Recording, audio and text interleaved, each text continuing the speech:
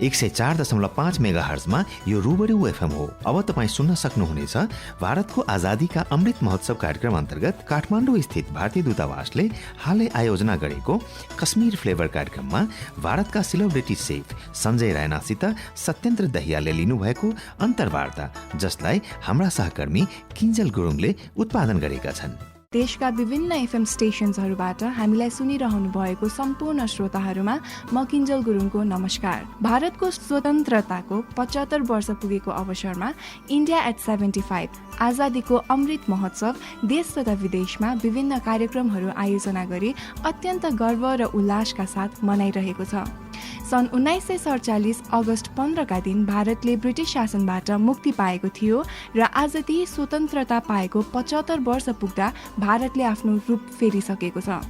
भारतको आजादीको 75 वर्ष पूरा भएको अवसरलाई अझ यादगार बनाउनका निम्ति यो महोत्सव आयोजना गरिएको हो। यो महोत्सव विशेष गरी देशको स्वतन्त्रताको लागि आफ्नो बलिदान दिने सेनाहरू र साथै भारतको सम्पूर्ण नागरिकहरूको लागि समर्पित छ, जसको अपरिहार्य परिश्रम, देशप्रेम र सुसङ्गत इच्छा शक्तिको कारण प्रगतिशील भारत आफ्नो विकास यात्रामा निरन्तर रूपमा अघि बढिरहेको छ। र यसै गरी नेपालमा पनि भारतीय राजदूतावास काठमाडौँले यस आजादीको अमृत महोत्सव भव्य रूपमा मनाइरहेको छ र त्यसैको अन्तर्गत विविध कार्यक्रमहरू पनि आयोजना गरिरहेको छ। नेपालको नागरिकहरू साथै नेपालमा बसोबास गरिरहेका भारतीय नागरिकहरूलाई भारतको विशेषता र वर्तमान समयमा भारतले गर्दै आएको प्रगति र प्राप्त गरिरहेको उल्लेखनीय उपलब्धिहरूको बारेमा जानकारी दिने उद्देश्यको साथ भारतीय दूतावास काठमाडौँले यो एउटा पोडकास्ट सिरिज सुरु गरेको छ। यो पोडकास्ट सिरिज ओरिजिनली गरिएको थियो भारतीय दूतावास काठमाडौँमा र तपाईहरूले अब सुन्नुहुने पोडकास्टमा चाहिँ म भारतीय राजदूतावास काठमाडौँको सत्येन्द्र जीको भूमिका निर्वाह गर्नेछु र साथै यहाँ आउनुभएको अतिथि भारतीय नागरिक भएको हुनाले उहाँले आफ्नै मातृभाषामा मेरो प्रश्नहरूको उत्तर दिनुहुनेछ। यो पोडकास्ट सिरिजमा हामी विभिन्न क्षेत्रका अतिथिहरूलाई निम्त्याएर उहाँहरूसँग कुराकानी गर्नेछौँ र उहाँहरूको अमूल्य विचारहरू लिनेछौँ। र आज हाम्रो माझ एक अत्यन्त विशेष अतिथि हुनुहुन्छ। भारतको सेलिब्रिटी शेफ सञ्जय रायनाजी आज हामीसँग हुनुहुन्छ। सञ्जय रायनाजी आफ्नो क्षेत्रको एक लोकप्रिय व्यक्तित्व हुनुहुन्छ र उहाँले कश्मीरी खानालाई देश तथा विदेशमा लगेर यसलाई एउटा विशेष पहिचान र लोकप्रियता दिनुभएको छ। कश्मीर भारतको एक सबैभन्दा सुन्दर ठाउँहरूमा पर्न सफल क्षेत्र हो। भारतको नर्थ वेस्ट भेगमा पर्ने यो ठाउँलाई पक्कै पनि धरतीमा स्वर्ग भन्न सकिन्छ। प्राकृतिक हिसाबले अत्यन्त सुन्दर यो ठाउँलाई यहाँको कल्चर, परम्परा, रीतिरिवाजहरूले थप श्रृङ्गार गरिदिएको छ।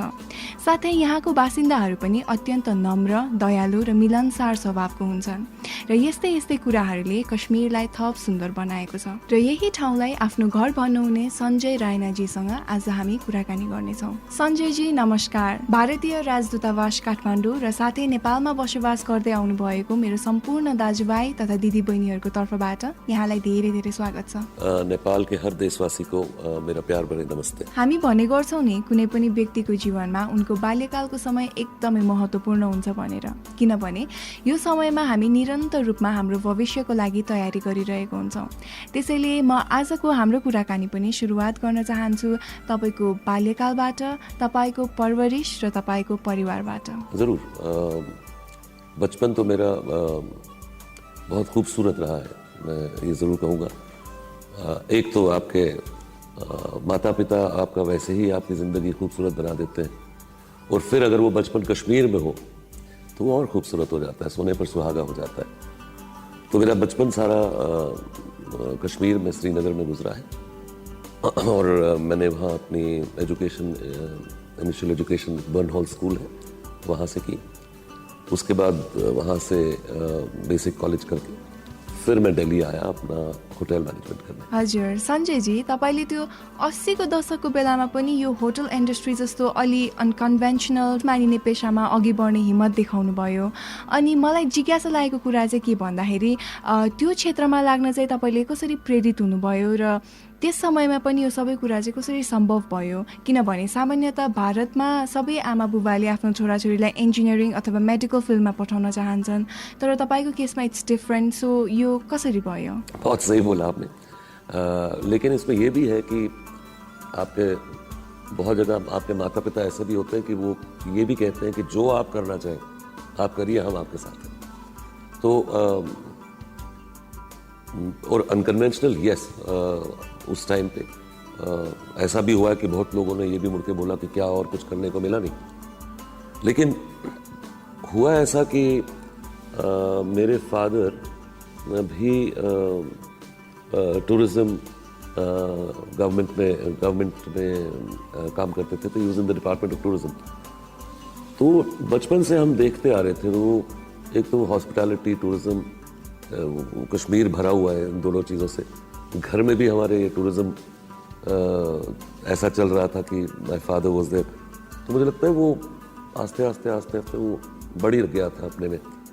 एंड मुझे याद है कि उस टाइम पे मेरी इंजीनियरिंग कॉलेज में भी एडमिशन्स हुई थी, तो बट समहाउ और दी अदर ये ऑप्शन मुझे हर वक्त भाता था। प्रॉबली ऑल्सो कि इस इंडस्ट्री के लिए आपको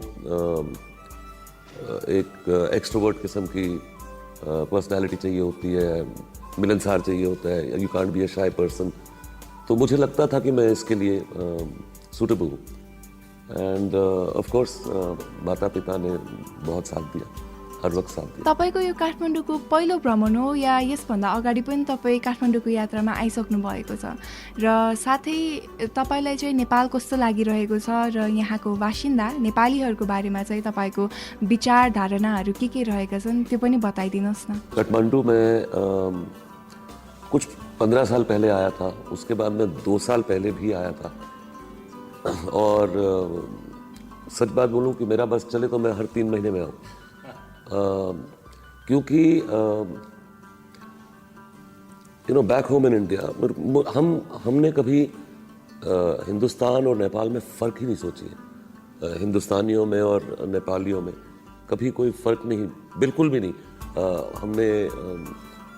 हम काम इतना इकट्ठे करते हैं, हमारी बोलचाल एक जैसा है, हमारा रहन सहन एक जैसा है, हमारा कल्चर एक जैसा है, हमारी religious beliefs to some extent एक जैसी हैं।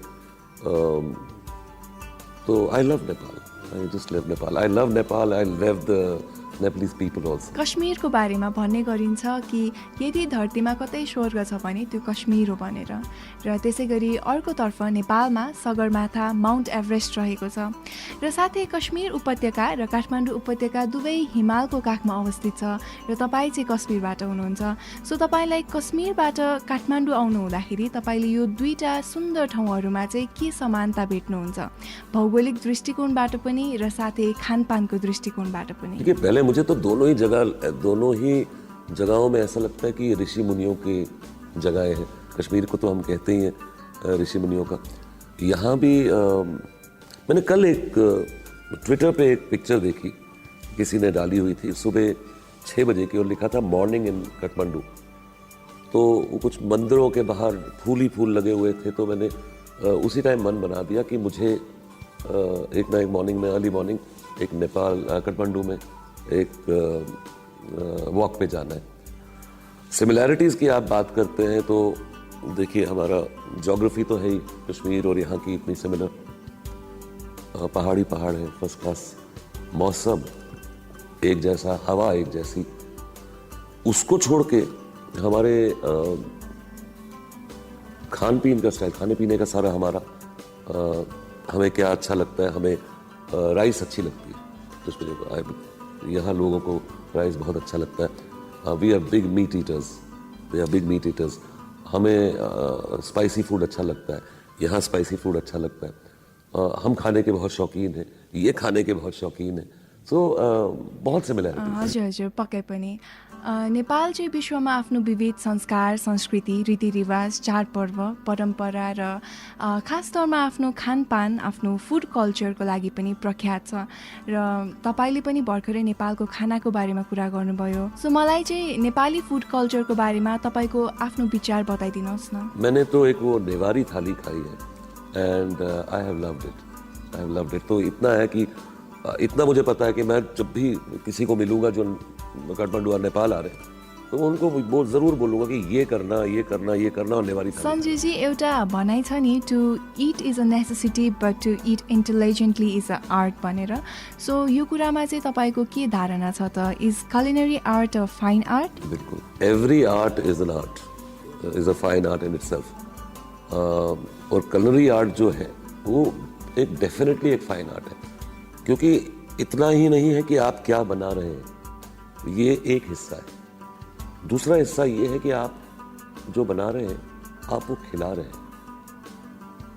तो आपको एक तो ये देखना जहन में रखना है कि आप बना क्या रहे हो और वो कैसे बनना है। स्वाद में अच्छा होना चाहिए, दिखने में अच्छा होना चाहिए, सेहत में अच्छा होना चाहिए। और इस तरह जब आप देखते हैं तो आप ये देखते हैं कि वो जायके में अच्छा होना चाहिए, वो हर किस्म से बैलेंस करना चाहिए। So all these things can not be done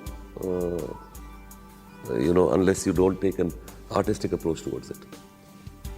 तो जरुरी है। सो सञ्जयजी, तपाईँको विचारमा चाहिँ यो होटल इन्डस्ट्रीमा अझ भनौँ स्पेसली एउटा सेफको रूपमा चाहिँ राम्रो करियर बनाउन सकिन्छ त, अथवा आजकलको हाम्रो युवा वर्गले चाहिँ यो फिल्डमा आएर एउटा सुनिश्चित भविष्यको कल्पना गर्न सक्नुहुन्छ कि सक्नुहुँदैन, र अहिलेको युवाहरूले चाहिँ यो पेसामा सफलता हासिल गर्न कतिको सम्भव छ त? एक लाइन में जवाब दूंगा आपको, स्काई इज द लिमिट। तो मैं समझता हूँ कि आप, मैं बड़े बड़े शेफ्स के नाम लूँगा और आप थोड़ा रिसर्च करें और आप ये समझ जाएंगे कि फेम, नेम, वेल्थ, रिस्पेक्ट, आप जो देखें वो इतना मिला हुआ है कि मतलब ये बड़ी सिंपली प्रूव हो जाता है कि ये कितना अच्छा प्रोफेशन है। और आज का जो यूथ है उनको ऑल्सो बिकॉज फूड आज की तारीख में बहुत बड़ी इंडस्ट्री हो गई है, और कोई भी बाहर आज जाता है तो एक्सपेरिमेंट करने के लिए तैयार है।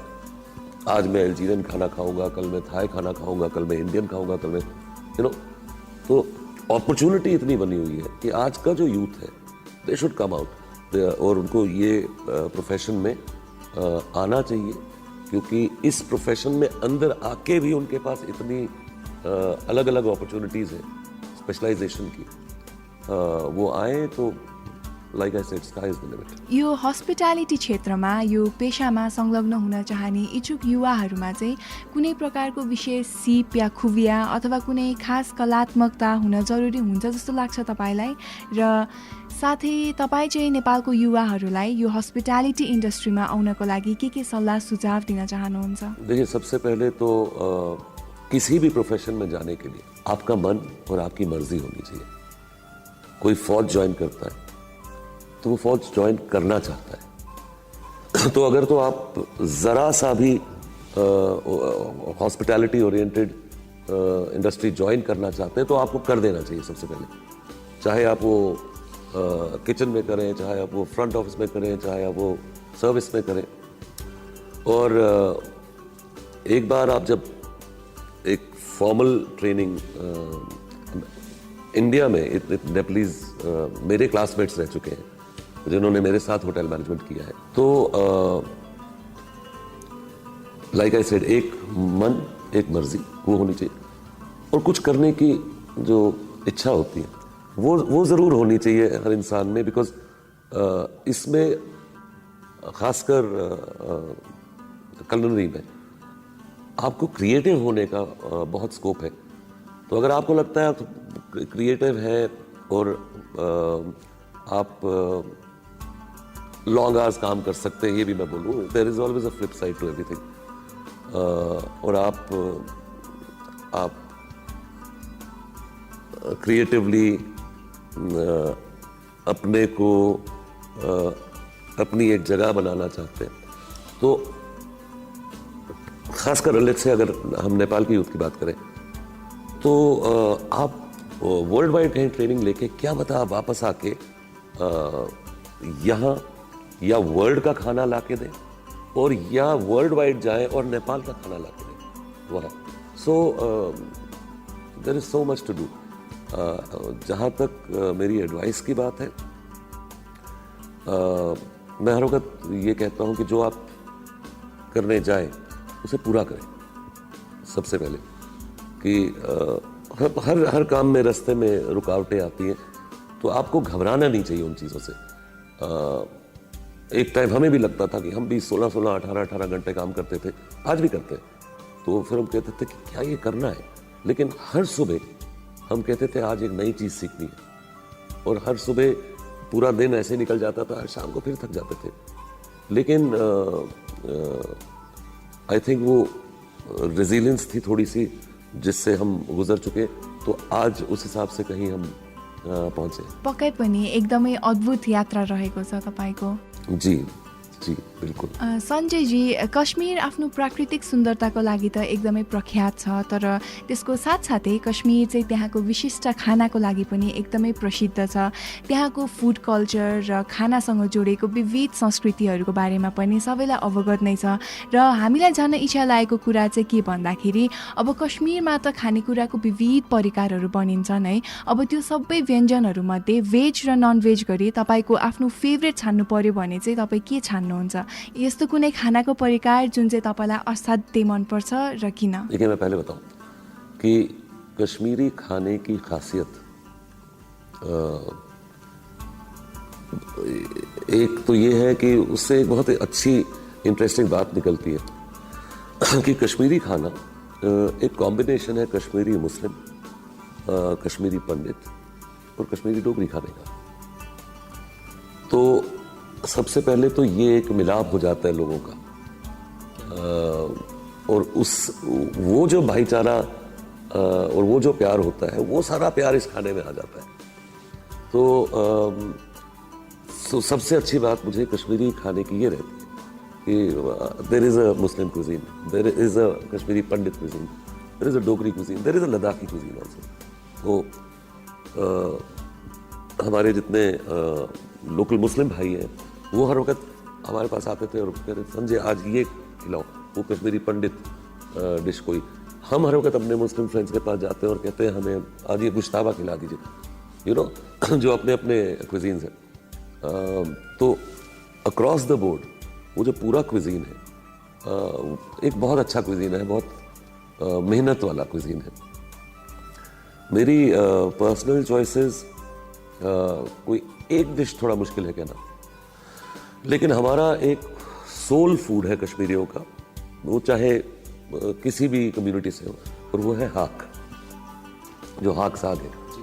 तो आप किसी भी कश्मीरी को सिर्फ हाक दें और थोड़ा चावल दें, वो आप बाकी सब कुछ छोड़ देगा, लेकिन ये चाहिए। तो that is definitely one my favourites.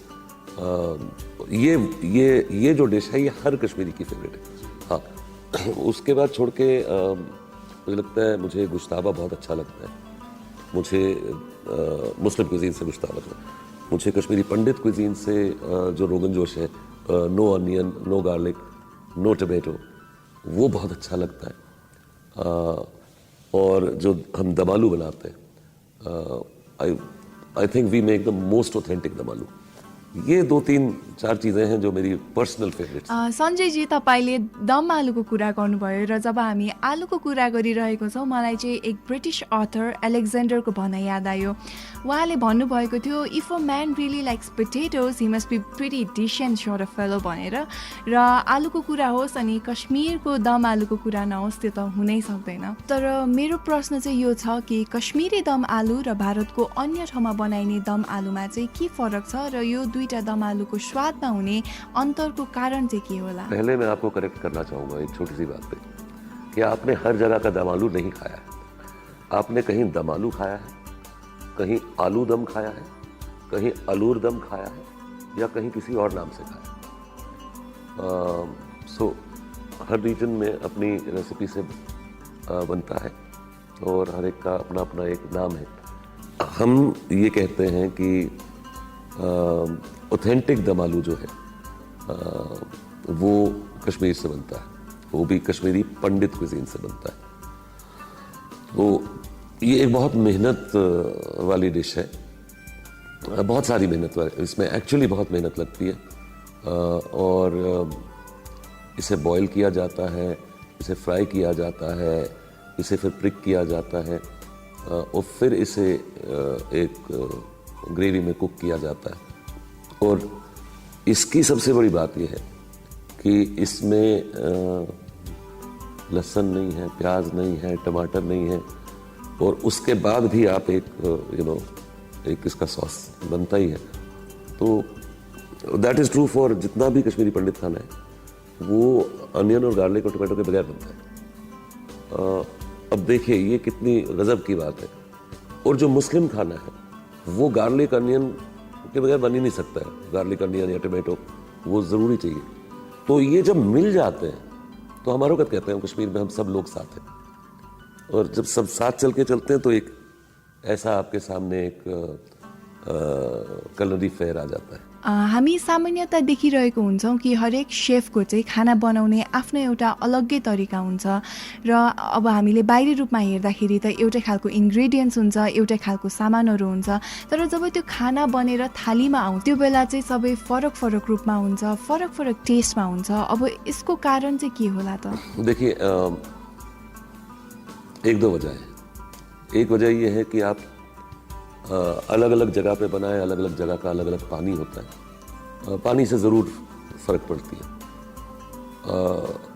और उससे सबसे बड़ी वजह ये होती है कि आपकी हर रेसिपी में एक इंग्रेडिएंट होता है जिसे मैं कहता हूँ लव। तो आप कितने प्यार से बना रहे हैं। एक और इंग्रेडिएंट होता है जिसे कहते हैं पैशन, या आप कितने पैशन से वो चीज़ बना रहे हैं, बनाना चाह रहे हैं। तो अलग अलग इसलिए भी बनता है कि ये डिग्रीज शायद थोड़ी अलग हो, नहीं तो रेसिपी तो सबके पास सेम आ सकती है। और फिर मे बी प्रोफेशनली जो बना रहे होते हैं वो एक दो छोटे प्रोफेशनल सीक्रेट्स हर वक्त होते हैं जो बाहर नहीं निकलते। तो आई गेस ये दो चार कारण होते हैं, इसकी वजह से थोड़ा अलग हो जाता है। सञ्जयजी, तपाईँले हामीलाई खानाको बारेमा अत्यन्तै राम्रो राम्रो कुराहरू बताइराख्नु भएको छ र खाना पकाउने तरिकाहरूको बारेमा पनि तपाईँले विशेष जानकारीहरू दिइराख्नु भएको छ। म तपाईँबाट अब यो जान्न चाहन्छु कि के खानाको माध्यमबाट अझ भनौँ कि पेटबाट दिलसम्म पुग्न सकिन्छ, के मित्रता, प्रेम, स्नेहको सन्देश दिन सकिन्छ, र के सामूहिक भोज जुन चाहिँ हाम्रोतिर धेरै नै प्रचलित छ, के यस्तो सामूहिक भोज गर्नाले एकअर्काप्रतिको भेदहरू मेटेर मानिसलाई नजिक ल्याउन सकिन्छ? देखिए, खाने को सियासत से, मजहब से, दुश्मनी से और ऐसे किसी चीज से खाने का कोई लेना देना नहीं। खाने का सिर्फ एक काम है, वो प्यार बांटता है। आप चार दुश्मनों को बिठा दें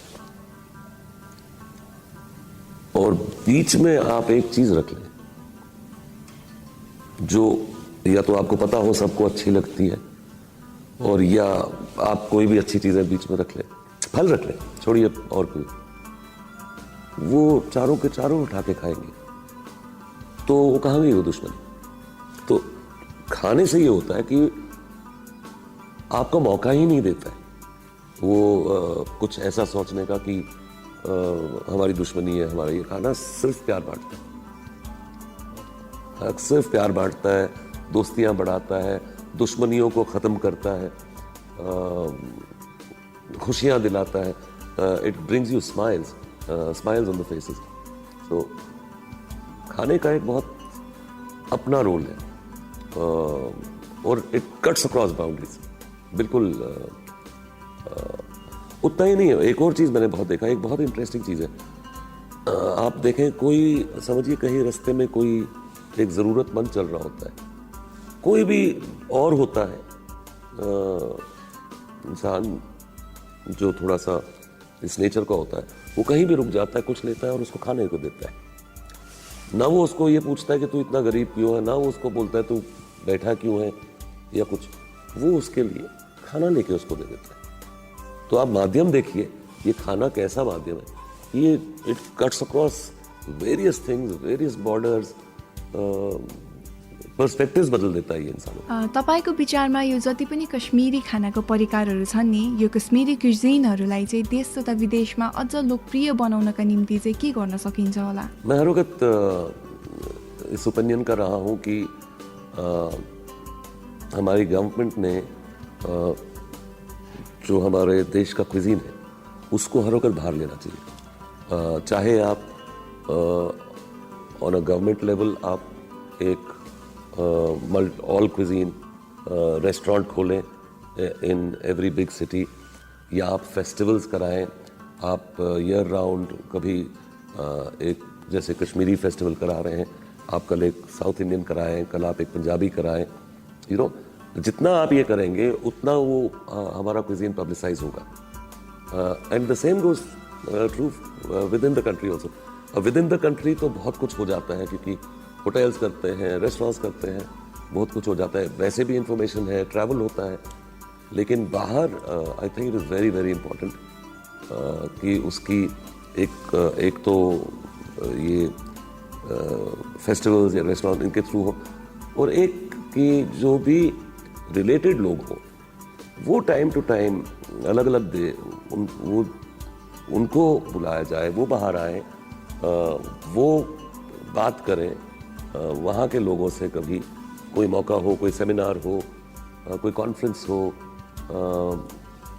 तो हमें हर वक्त ये अपॉर्चुनिटी देखनी चाहिए कि हम कैसे किसी को बोलें कि आप वहाँ आएँ और आप पंजाबी खाने के बारे में बात करें, या इंडियन क्विजीन के बारे में बात करें, या कश्मीरी खाने के बारे में। तो वो ये अपॉर्चुनिटीज जैसे आती जाएंगी, ये सब रास्ते खुलते जाएंगे। सञ्जयजी, कश्मीरी खाना बाहेक चाहिँ भारतको अरू कुन चाहिँ राज्यको खाना चाहिँ तपाईँलाई अलि मनपर्छ अथवा तपाईँको दिलको एकदमै नजिक छ? देखिए, हमारा तो मुझे लगता है हमारी तो ये 2-3 नेशनल डिशेज हैं।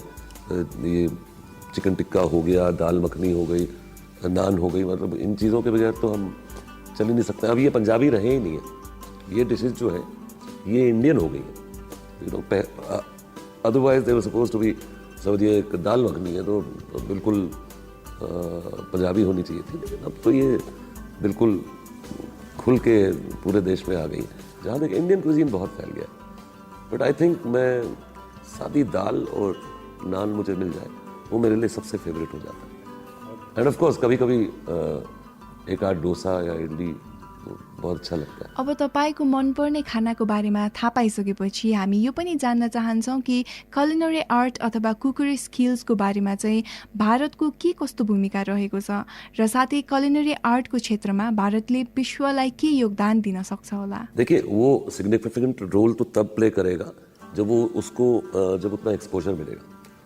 तो मेरे ख्याल से हमारे जहाँ जहाँ दूतावास है, जहाँ जहाँ हमारी एम्बेसीज हैं, बिल्कुल चाहे उसकी बाउंड्री पे as a part of it, अंदर तो हर एम्बेसी में मुश्किल होता है, हर किसी की भी एम्बेसी में सिक्योरिटी इशूज है, लेकिन एक ऐसा एक कोना होना चाहिए जहाँ बाहर से लोग आ सकें, और हर एम्बेसी, हर इंडियन एम्बेसी में पूरे दुनिया में एक इंडियन रेस्टोरेंट होना चाहिए, जहाँ वो जो भी एक मेन्यू ऐसा हो कि उस इंडिया को शोकेस करता है। तो जितने लोग और वो अच्छा पब्लिसाइज्ड हो, ताकि उस पर्टिकुलर कैपिटल सिटी में या जहाँ भी हो वहाँ के लोग वो खाना खाने आए, तो वो आने से टूरिज्म में बहुत बहुत फ़र्क पड़ेगा। एक वो, दूसरा हमारे क्विजीन की शान बहुत बढ़ेगी। And I am not talking of कोई कैंटीन्स या कुछ, मैं कह रहा हूँ गुड फाइन डाइन रेस्टोरेंट्स, जहाँ आपको आप 6 डिश 8 डिश दीजिए अपने, बिल्कुल जो मास्टरपीसेस होती हैं हमारी इंडियन क्विजीन में, आप वो दीजिए, लेकिन एक फाइन डाइन रेस्टोरेंट हर एम्बेसी से के टच होना चाहिए। र साथै अब विश्व स्तरमा हेर्ने हो भने भारतको खानाहरू अथवा culinary आर्टहरूले विश्वमा एउटा छुट्टै विशेष पहिचान बनाइसक्यो, या अब यो कुरालाई चाहिँ अझ धेरै अगाडि बढाउनु पर्छ? एब्सोल्युटली, मतलब आपको किसी को ये नहीं बताना पड़ता है आज की तारीख में कि ये इंडियन खाना है। मतलब चाहे आप इंग्लैंड में हो, ऑस्ट्रेलिया में हो, न्यूजीलैंड में हो, यूएस में हो, तो आप देखेंगे कि वहाँ के लोग वो तो चाहे टेक अवे करें या ऑर्डर इन करें या रेस्टोरेंट डाइनिंग के लिए जाए, बड़े मन से बनाते हैं आज हम इंडियन खाना खाने जा रहे हैं। सञ्जयजी, यस्तो मानिन्छ विशेष गरी विदेशी नागरिकहरूले कि भारतमा चाहिँ एकदमै धेरै स्पाइसेसहरू युज गरिन्छ, अथवा भारत चाहिँ एउटा धेरै स्पाइसेसहरू खाने देश हो भनेर।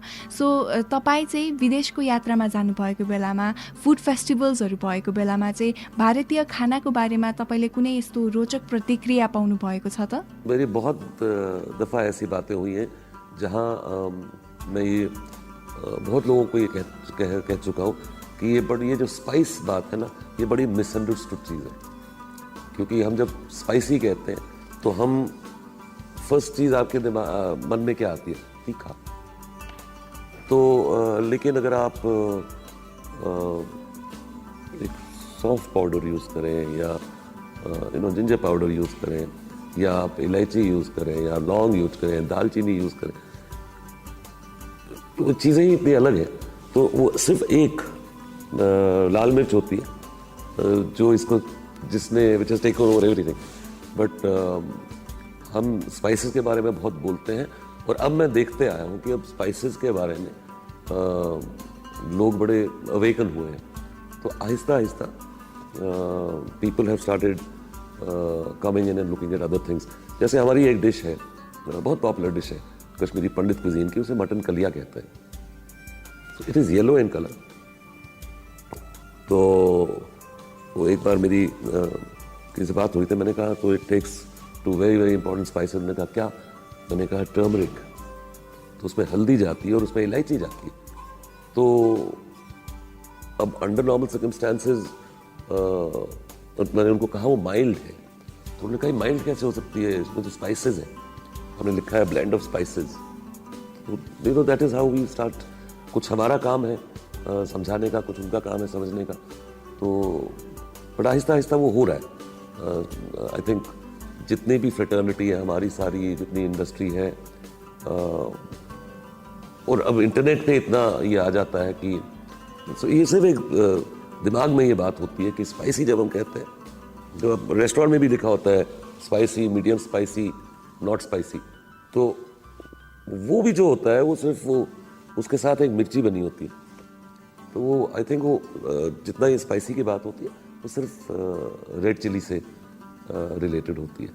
बट आस्ते आस्ते जो लोग खाने लगते हैं देन दे अन्डरस्ट्यान्ड। सञ्जयजी, तपाईँसँग कुराकानी गर्दा गर्दै यो एउटा कुरा चाहिँ मेरो मनमा आइरहेको थियो कि तपाईँले कुराकानीको क्रममा भारतको अन्य सेलिब्रिटी सेफहरूको पनि उल्लेख गर्नुभयो। र युजली चाहिँ हाम्रो भारतीय घरहरूमा, हाम्रो भारतीय भान्सामा चाहिँ महिलाहरू हुनुहुन्छ, हाम्रो आमा दिदी बहिनीहरू नै हाम्रो भान्साको इन्चार्ज हुनुहुन्छ। तर जब हामी राष्ट्रिय स्तरमा अथवा अन्तर्राष्ट्रिय स्तरमा सेलिब्रिटी सेफहरू देख्छौँ, त्यहाँ सबै पुरुषहरू हुनुहुन्छ। सो यसको बारेमा पनि तपाईँको विचार भनिदिनुहोस् न। नहीं, अगर आप आज की तारीख में, अगर आप आज की तारीख क्या, मैं तो 20 साल पहले भी कह रहा हूँ, आप अगर होटल्स में जाएँ तो आपको बहुत का मतलब है परसेंटेज बहुत कम, बट आपको लेडी शेफ्स मिलती हैं, और इंटरनेशनली भी अब आई हैं। बट आई थिंक जो प्रोफेशनली जो ये काम है ये थोड़ा सा और रगड़ है, और जब बड़े बड़े 200 लोगों के लिए खाना बनाने के पतीले उठाने पड़ते हैं तो थोड़ा मुश्किल हो जाता है। सो आई थिंक वो थोड़ा वो रह जाता है। बट आप देखेंगे कि कितने होम शेफ्स हैं जो प्रोफेशनली काम करते हैं, घर से खाना बना के जो बाहर जाता है, वो इंडस्ट्री में बहुत ज़्यादा लेडीज है। र यस्तो मान्यता पनि छ कि महिलाहरूले आफ्नो हातले परिकार बनाउँदा त्योभन्दा राम्रो त अरू कसैले बनाउनै सक्दैन। उनसे अच्छा तो बन ही नहीं सकता है। आप हमारी माँ के हाथ से खाना अच्छा बन ही नहीं सकता है, और किसी से हम लोग तो मतलब उनके पास भी नहीं जा सकते, करीब भी नहीं होता खाना। हजुर हजुर, पक्कै पनि। सञ्जयजी, म साथसाथै तपाईँको सम्पूर्ण प्रशंसकहरूले त तपाईँलाई एउटा सेलिब्रिटी सेफको रूपमा मात्र चिन्दै आएका छौँ। तर अब तपाईँ Sanjay Raina the celebrity chef बाहेक तपाईँले आफूलाई डिस्क्राइब गर्न पर्दा चाहिँ के भन्नुहुन्छ? सेलिब्रिटी सेफ सञ्जय रायना अरू के हो त? ऊ एउटा सिङ्गर हो, ऊ एउटा ट्राभलर हो, ऊ एउटा राइटर हो, ऊ एउटा फिलान्थ्रोपिस्ट हो, र ऊ एक समयमा रेडियो प्रेजेन्टर पनि भइसकेको हो। जी, मैंने अपने in the last years of school और कॉलेज के कुछ पहले सालों में मैंने रेडियो कश्मीर में, युवानी दिल्ली में काफ़ी थोड़ा बहुत काम किया है। उसके बाद एक वक्त ऐसा आया कि एक म्यूज़िक कंपनी ने मुझे साइन किया, तो मेरे कोई 7-8-10 एल्बम निकले हुए वो हुए। तो 8 से मैं बहुत करीब हूँ। तो चाहे वो कलरी आर्ट हो या बाकी क्रिएटिव आर्ट्स हो, म्यूज़िक हो, इवन इफ इट्स पेंटिंग। तो ये चीज़ें और हर वक्त एक चीज़ से अगर आप कभी स्ट्रेस्ड हो थोड़े से, तो आप दूसरा आर्ट उस टाइम 15 मिनट में पकड़ लें तो आपको वो बिल्कुल रिलैक्स कर देता है। सञ्जयजी, म यो कुरामा आउन चाहन्थेँ र मैले भर्खरै पनि तपाईँको फिलान्थ्रोपिस्ट रूपको उल्लेख गरेको थिएँ र म तपाईँबाट यो कुरा पक्कै पनि जान्न चाहन्छु कि केही महिना अगाडि भारतमा कोभिड-19को दोस्रो लहरले कहर मचाएको थियो र त्यसको कारण हामी सबैले एकदमै गहिरो, एकदमै दुःख लाग्दो र अत्यन्तै नकारात्मक प्रभावको सामना गर्नु परेको थियो र त्यस समयमा चाहिँ तपाईँले एउटा अत्यन्तै अनौठो, एउटा विशेष पहल गर्नुभएको थियो जसको नाम थियो प्लाज्मा एनसीआर र म चाहन्छु म र साथसाथै हाम्रो यो कन्भर्सेसन सुनेर बस्नुभएको सम्पूर्ण श्रोताहरूलाई यसको बारेमा केही बताइदिनुहोस् न। देखिए जी, मैं हर वक्त ये समझता हूँ कि आपकी जो भी क्षमता हो, आपकी जो रिसोर्स कैपेबिलिटी एबिलिटी हो, उसके विदिन आपसे अपनों के लिए, जब मैं अपनों कह रहा हूँ तो मैं कहता हूँ कि अपने सारे जितने होते हैं हमारे देश के, उनके लिए आप जो कुछ कर सको आपको करना ज़रूर चाहिए। और कहीं आपके मन में कभी ये ना रहे कि मैं कुछ कर ना सका, और इसे एक आदत बना लेनी चाहिए। तो जब ये सेकेंड वेव खासकर आई तो इट वॉज टेरेबल। हम दिल्ली, गुड़गांव में, एनसीआर में, तो मेरे और मेरे एक मित्र ने मिलके हम ट्विटर पे बहुत एक्टिव हैं, तो ये डिसाइड किया कि सडनली जिसको देखें वो प्लाज्मा ढूंढ रहे थे और लोगों को समझ नहीं आ रहा था। हम देख रहे थे कि पागल हो रहे हैं लोग, मर रहे हैं वो। अब हम तो इतना जानते हैं कि डॉक्टर ने कहा है प्लाज्मा देना है, तो अटेंडेंट क्या कहेगा, वो बेचारा बस वो ढूंढने में लगेगा। तो हमने ये एक ट्विटर हैंडल बनाया, प्लाज्मा एनसीआर, और हमने सिर्फ ये कहा कि ये एक फॉर्मेट है, आपको अगर ज़रूरत है तो आप इस फॉर्मेट को फिल करके हमें मैसेज कर दीजिए। हम कोई फ़ोन कॉल, बिकॉज टाइम नहीं हो रहा था तो कोई फ़ोन कॉल एक्सेप्ट नहीं कर रहे थे, आप हमें ये मैसेज करें और हम आप तक प्लाज्मा पहुंचवा देंगे। तो हम 2 लोग थे, तो और हमने अपना काम कुछ ऐसे डिवाइड किया कि एक डोनर्स ढूंढ के उनको पहुंचवाता था वहाँ, और एक ये मैसेजेस लेके इनको एम्पलीफाई करके लोगों को कि ये चाहिए वो करवा देता था, तो डोनर मिलता था, और फिर इनको इन्फॉर्म करते थे कि आपका काम हो गया। तो आई थिंक हमने कुछ नहीं तो एनसीआर में कम से कम 5-7 हज़ार लोगों की उस टाइम इंस्टेंट इस चीज़ में मदद की होगी। उसको छोड़ के फिर आस्ते आस्ते जितने पास की सिटीज़ थी वहाँ भी वो शुरू हो गया। फिर एक दिन ऐसा हुआ कि डॉक्टर्स ने बोला कि प्लाज्मा का यूजेज इज़ नॉट राइट, तो हम तो बेसिक फॉलो कर रहे हैं, वो हमने वो बंद कर दिया। तो हमने फिर चाहे वो मास्क थे, सैनिटाइजर्स थे, सिलेंडर्स थे, कॉन्सेंट्रेटर्स थे, जो हो सकता था जहाँ जहाँ कश्मीर तक हमने जितना हो सकता था भिजवा दिया। पक्कै पनि निश्चित रूपमा तपाईँले चाहिँ एकदमै अद्भुत र अत्यन्तै उल्लेखनीय कार्य गर्नुभएको छ र यसको लागि हामी तपाईँ र तपाईँको पुरै टिमलाई एकदमै धेरै बधाई दिन चाहन्छौँ। र त्यसै गरी हामी हाम्रो कुराकानीको पनि लगभग अन्त्यतिर पुगिसक्यौँ। तपाईँसँग कुराकानी गरेर हामीले धेरै कुराको बारेमा जानकारी लिने अवसर पायौँ अनि एकदमै खुसी पनि लाग्यो। र अन्त्यमा नेपालको नागरिकहरूलाई तपाईँको तर्फबाट केही सन्देश राखिदिनुहोस् न। आपको बोलने ही वाला था कि मैं अपने नेपाली भाई बहनों से ये कहना चाहता हूँ कि हम हिंदुस्तानियों ने नेपाल को हर वक्त अपना माना है। मतलब मुझे याद है बचपन से आज तक हमने कभी कोई फ़र्क ही नहीं समझी है। हिंदुस्तानी नेपाली है, नेपाली हिंदुस्तानी है, हमारी भाषा एक है, हमारा खाना पीना एक है, हमारी रहन सहन एक है।